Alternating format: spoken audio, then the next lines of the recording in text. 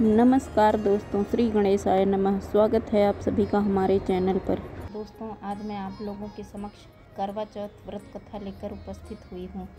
दोस्तों, यह व्रत दाम्पत्य जीवन में मधुरता लाने वाला और संबंधों को अधिक मजबूत बनाने वाला त्यौहार करवा चौथ के दिन सुहागिन महिलाएं पति की दीर्घायु के लिए व्रत रखती हैं। शाम को चाँद को अर्घ्य देकर और छलनी से पति का चेहरा देखकर व्रत तोड़ती हैं। वहीं कुंवारी कन्याएं मन अनुकूल पति की प्राप्ति के लिए इस दिन निर्जला व्रत रखकर तारों को देखकर फिर व्रत तोड़ती हैं।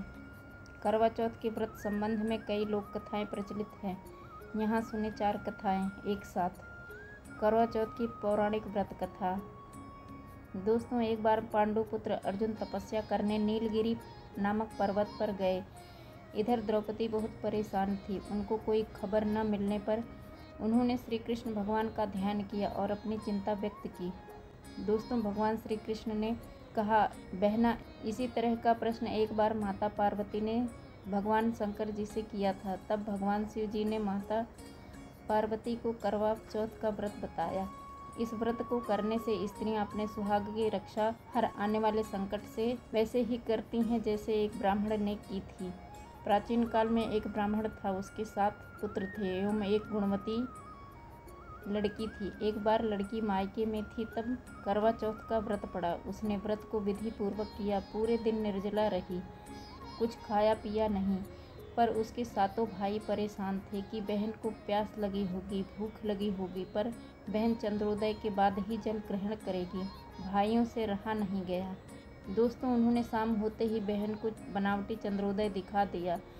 एक भाई पीपल के पेड़ पर छलनी लेकर चढ़ गया और दीपक जलाकर छलनी से रोशनी उत्पन्न कर दी। तभी दूसरे भाई ने नीचे से बहन को आवाज़ दी, देखो बहन, चंद्रमा निकल आया, पूजन कर भोजन ग्रहण करो। बहन ने भोजन ग्रहण किया। भोजन ग्रहण करते ही उसके पति की मृत्यु हो गई।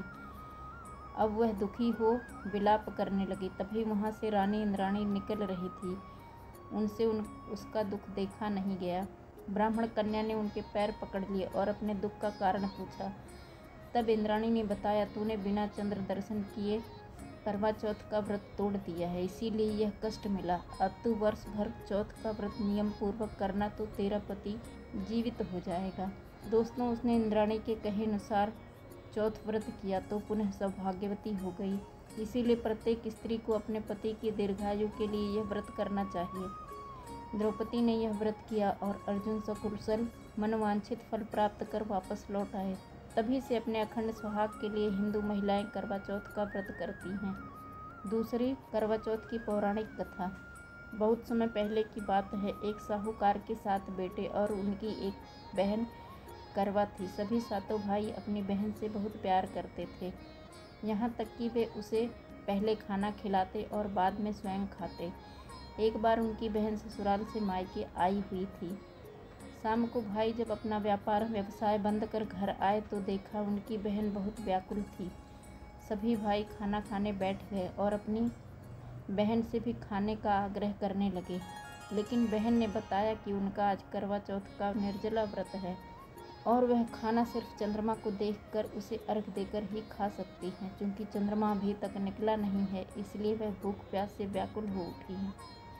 दोस्तों, सबसे छोटे भाई को अपनी बहन की हालत देखी नहीं गई और वह दूर पीपल के पेड़ पर एक दीपक जलाकर छलनी की ओट में रख दिया। दूर से देखकर वह ऐसा प्रतीत हुआ कि जैसे चतुर्थी का चांद उदित हो गया हो।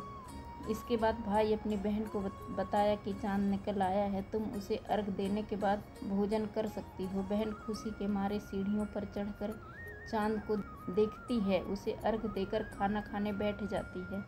वह पहला टुकड़ा मुंह में डालती है तो उसे छींक आ जाती है, दूसरा टुकड़ा मुंह में डालती है तो उसमें बाल निकल आता है और जैसे ही तीसरा टुकड़ा मुंह में डालने की कोशिश करती है तो उसके पति की मृत्यु का समाचार उसे मिलता है। वह बौखला जाती है। उसकी भाभी उसे सच्चाई से अवगत कराती है कि उसके साथ ऐसा क्यों हुआ। करवा चौथ का व्रत गलत तरीके से टूटने के कारण देवता उससे नाराज हो गए हैं और उन्होंने ऐसा किया है। दोस्तों, सच्चाई जानने के बाद करवा निश्चय करती है कि वह अपने पति का अंतिम संस्कार नहीं होने देगी और अपने सतीत्व से उन्हें पुनर्जीवन दिलाकर रहेगी। वह पूरे 1 साल तक अपने पति के शव के पास बैठी रहती है, उसकी देखभाल करती है। उसके ऊपर उगने वाली सुई नुमा घास को वह एकत्रित करती जाती है। दोस्तों, 1 साल बाद फिर करवा चौथ का दिन आता है। उसकी सभी भाभियाँ करवा चौथ का व्रत रखती हैं। जब भाभियाँ उससे आशीर्वाद लेने आती हैं तो वह प्रत्येक भाभी को यम सुई ले लो, पी सुई दे दो, मुझे भी अपनी जैसी सुहागिन बना दो, ऐसा आग्रह करती है। लेकिन हर बार भाभी उसे अगली भाभी से आग्रह करने का कह कर चली जाती हैं। इस प्रकार जब 6ठे नंबर की भाभी का नंबर आता है तो करवा उससे भी यही बात दोहराती है। यह भाभी उसे बताती है कि चूँकि सबसे छोटे भाई की वजह से उसका व्रत टूटा था, अतः उसकी पत्नी में ही शक्ति है कि वह तुम्हारे पति को दोबारा जीवित कर सकती है। इसीलिए जब वह आए तो तुम उसे पकड़ लेना, और जब तक वह तुम्हारे पति को जिंदा ना कर दे उसे नहीं छोड़ना। ऐसा कहकर वह चली जाती है। सबसे अंत में छोटी भाभी आती है। करवा उनसे भी सुहागिन बनने का आग्रह करती है, लेकिन वह टाल मटोली करने लग जाती है। इसे देख करवा उन्हें जोर से पकड़ लेती है और अपने सुहाग को जिंदा करने के लिए कहती है। भाभी उसे छुड़ाने के लिए नोचती खसोटती है, लेकिन करवा नहीं छोड़ती।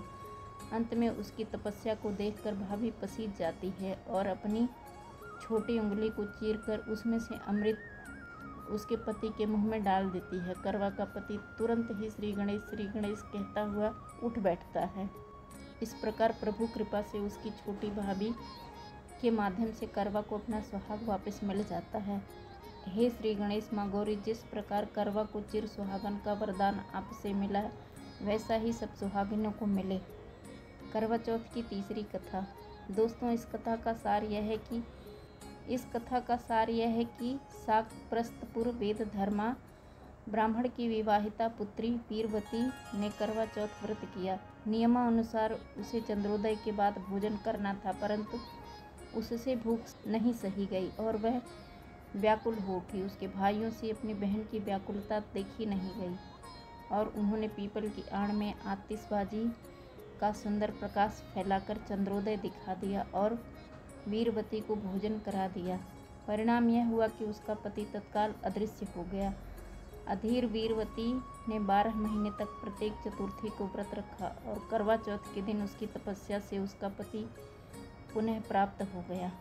करवा चौथ की चौथी कथा। दोस्तों, करवा चौथ की कहानी है कि देवी करवा अपने पति के साथ तुंगभद्रा नदी के पास रहती थी। एक दिन करवा के पति नदी में स्नान करने गए तो एक मगरमच्छ ने उनका पैर पकड़ लिया और नदी में खींचने लगा। दोस्तों, मृत्यु करीब देखकर करवा के पति करवा को पुकारने लगे। करवा दौड़कर नदी के पास पहुंची और पति को मृत्यु के मुंह में ले जाते मगरमच्छ को देखा। करवा ने तुरंत एक कच्चा धागा लेकर मगरमच्छ को एक पेड़ से बांध दिया। करवा के सतीत्व के कारण मगरमच्छ कच्चे धागे से ऐसा बंधा कि टस से मस नहीं हो पा रहा था। दोस्तों, करवा के पति और मगरमच्छ दोनों के प्राण संकट में फंसे थे। करवा ने यमराज को पुकारा और अपने पति को जीवन दान देने और मगरमच्छ को मृत्यु दंड देने के लिए कहा। यमराज ने कहा, मैं ऐसा नहीं कर सकता क्योंकि अभी मगरमच्छ की आयु शेष है और तुम्हारे पति की आयु पूरी हो चुकी है। दोस्तों, क्रोधित होकर करवा ने यमराज से कहा, अगर आपने ऐसा नहीं किया तो मैं आपको श्राप दे दूंगी। सती के श्राप से भयभीत होकर यमराज ने तुरंत मगरमच्छ को यमलोक भेज दिया और करवा के पति को जीवन दान दिया। इसलिए करवा चौथ के व्रत में सुहागन स्त्रियां करवा माता से प्रार्थना करती हैं कि हे करवा माता, जैसे आपने अपने पति को मृत्यु के मुंह से वापस निकाल लिया, वैसे ही मेरे सुहाग की भी रक्षा करना। करवा माता की तरह सावित्री ने भी कच्चे धागे से अपने पति को वट वृक्ष के नीचे लपेट कर रखा था। कच्चे धागे में लिपटा प्रेम और विश्वास ऐसा था कि यमराज सावित्री के पति के प्राण अपने साथ लेकर नहीं जा सके। सावित्री के पति के प्राण को यमराज को लौटाना ही पड़ा। दोस्तों, कथा अच्छी लगी हो तो लाइक करें, चैनल को सब्सक्राइब जरूर करें। धन्यवाद दोस्तों। श्री गणेशाय नमः। करवा माता की जय।